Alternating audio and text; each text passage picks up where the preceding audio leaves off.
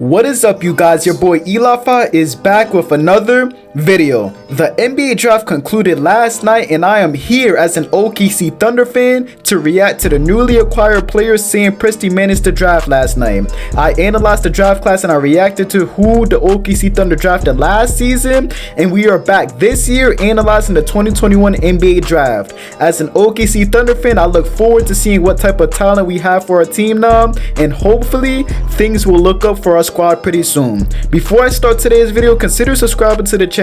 I post controversial NBA discussion videos and short NBA mixes, and I'm sure you guys will enjoy the content that I produce if you are a die-hard NBA fan. My social medias will be in the bottom right of this video, and I would appreciate a follow for those as well. But other than that, let us begin today's video. So right before our eyes, we have the entire NBA draft results from last night's 2021 NBA draft. Now, before we begin analyzing who exactly the Oklahoma City Thunder drafted, I'm going to enlighten you guys on a specific detail. The OKC Thunder actually had a chance to acquire both the first overall pick and the 5th overall pick within the same exact draft class. Being if they would have gotten lucky enough, they would have had their personal pick jump within the lottery from the 4th best odds all the way to the first placement of the draft, which obviously didn't happen at all as they fell down 2 spots, being at 6th overall. And they actually had the Houston Rockets draft pick to a certain degree. Being that the Rockets pick was top 4 protected, the Rockets fell at the number 2 spot of the draft, making it completely impossible for the Thunder to have their pick fall before them. So obviously Sam Presti had to work with what he was given, and here is every single player that he drafted from last night. With the 6th overall pick, the Thunder drafted Josh Giddey. So I'm going to be completely honest with you. If you guys don't already know, I don't watch overseas, G League, college. I don't pay attention to any of those types of leagues except for NBA basketball. So I've never heard of this player. I know he probably played overseas based off what I saw on social media last night, right after when he was drafted. But we was expected to draft Scotty Barnes. He was expected to fall within the OKC Thunder at the 6th overall pick, but instead the Raptors drafted Scotty Barnes instead of drafting the player they were expected to draft it in Jalen Suggs, which of course the Magic drafted him.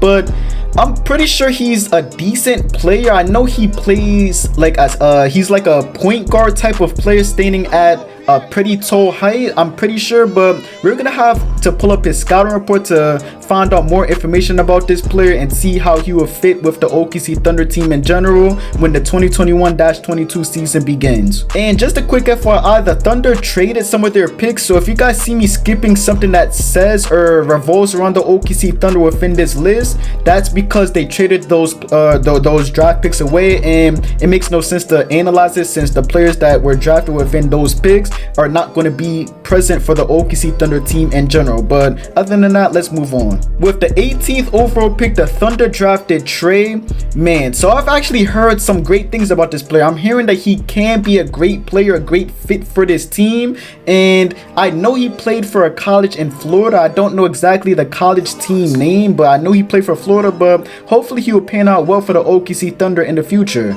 With the 32nd overall pick, which was traded to the OKC Thunder, we've got Jeremiah Robinson Earl, which is another player that I've never heard of. And the last player, with the 55th overall pick, the Thunder drafted Aaron Wiggins, which is also another player that I've never heard of. So basically, that's how the draft went. Like I've already said, the OKC Thunder traded some of their picks away, so we didn't get to draft as many players, or we didn't get to use as many picks that we were expected to use. But hopefully the players that we drafted from this draft class comes to be like a great contributor for the future of OKC Thunder basketball, since the OKC Thunder are planning to play for the future anyway. So why not develop the young talent that we already have along with the players that we just drafted and is ready to be rookies for the next upcoming season. So I just put up both Josh Giddey's and Tre Mann scouting reports just so we could get a quick insight as to what the OKC Thunder are getting for their team next season. So let's check that out momentarily. So, Australian point guard Josh Giddey, who most recently played for the NBL's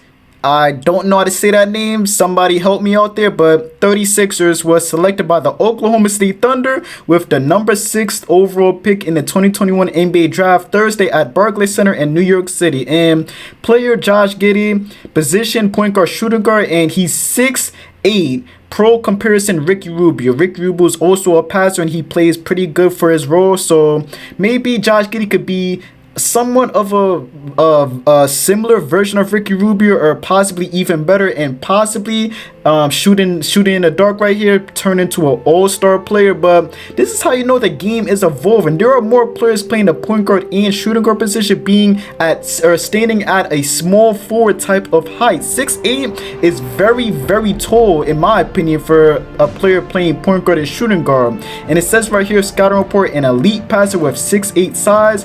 Giddey has an easy time facilitating offense and setting up teammates. He isn't the most explosive, which is fine of course, but he gets to his spots and knows how to use his height and vision for playmaking. And just like we talked about momentarily earlier in this video regarding the fit for Josh Giddey on the Oklahoma City Thunder team, he's obviously going to be playing alongside Shai Gilgeous-Alexander, who also plays the point guard slash shooting guard position, aka the combo guard. But in my opinion, it'll be very interesting to see how well Shai Gilgeous-Alexander and Josh Giddey could potentially mesh with one another regarding both having the elite passing ability that they have. And I don't know how well Josh Giddey can score, but if he's able to score, then that's another upgrade. So it says right here he averaged 10.9 points per game, 7.6 assists, 7.3 rebounds, and 1.1 steals across 28 games during the 2020-21 season for his league. And the 18-year-old guard's work after joining the Thunder will begin with improving his offensive efficiency. He shot just 43% from the field, including 28% on threes for the 36ers. So he's not really that much of a scorer, but just a playmaker, which that's obviously a Ricky Rubio-ish type of style right there. So maybe he could develop in the lab for the OKC Thunder his scoring ability and efficiency, and hopefully he will gather together intangibles to be able to put the ball into the basket consistently. So now we're going to be analyzing prospect number 18th overall pick Tre Mann scouting report, which I've heard bits and pieces about, like I've said earlier. So let's continue. For his strengths, he is a strong rebounder for his position, but Mann's biggest strength is his three-point shot. A sharpshooter, I'll take it in this generation of NBA basketball. But the Florida sophomore knocked down 40.2% of his triples on more attempts, showcasing his upside as a shooter. Mann's progression from his freshman to sophomore season will entice teams. Man, he's a three-point sniper, man, a three-point spot-up shooter. I hope he's more than a spot-up shooter, because obviously being a spot-up shooter has its limits, as if the three-point shot is not falling, then what else can they contribute to on the court? So let's see if he's able to do more than just be a spot-up three-point shooter, or you know, just looking for upsides here, man, for my OKC team who is currently rebuilding. Weaknesses: Mann is not a great defender even after his recent growth spur. He occasionally gets careless with the ball as well, and he had 7 games with 4 or more turnovers, including both NCAA tournament contests. So he's not a great defender. He's a spot-up shooter, but he's not a 3-and-D type of player. So because you know, players like Robert Covington, Klay Thompson, they're mainly spot-up 3-point shooters, and they can also play or contribute greatly on the defensive end of the ball game. But that's probably something that Tre Mann can't excel at on defense. But